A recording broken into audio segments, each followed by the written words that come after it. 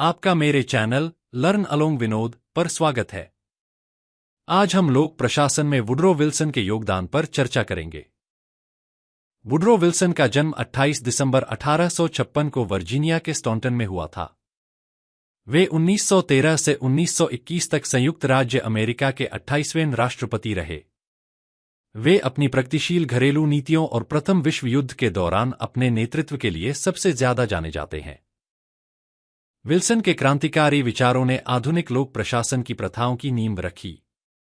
अपने पथ प्रदर्शक विचारों और दृष्टिकोणों के लिए उन्हें लोक प्रशासन के जनक के रूप में जाना जाता है।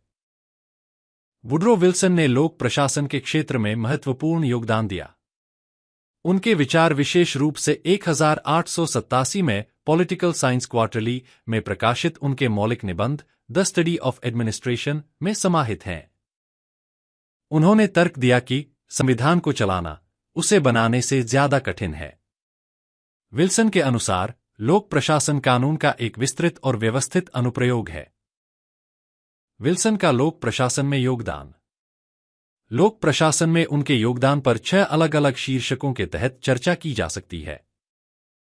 पहला, राजनीति और प्रशासन का पृथक्करण। विल्सन ने तर्क देते हुआ कहा कि राजनीति और प्रशासन के बीच स्पष्ट अंतर है। उनका मानना था कि राजनीतिक निर्णय निर्वाचित अधिकारियों द्वारा किए जाने चाहिए, जबकि प्रशासकों को विशेषज्ञता के आधार पर इन निर्णयों को लागू करना चाहिए। उनके अनुसार प्रशासन राजनीति के उचित क्षेत्र से बाहर है। दूसरा, विशेष प्रशिक्षण। वुडरो विल्सन ने लोक प्रशासन में विशेष प्रशिक्षण के महत्व पर जोर दिया।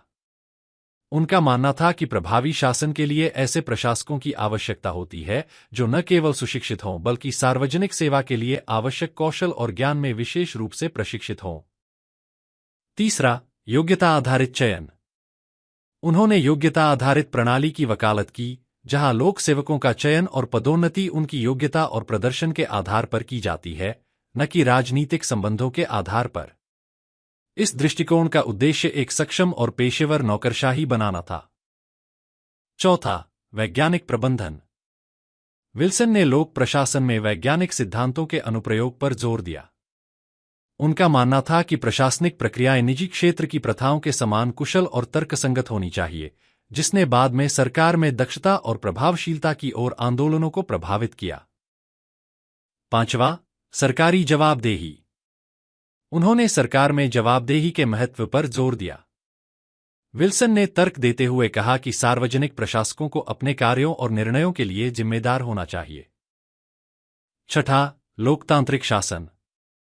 व्यावसायिकता और दक्षता की वकालत करते हुए विल्सन ने सार्वजनिक प्रशासन में लोकतांत्रिक सिद्धांतों के महत्व पर भी प्रकाश डाला।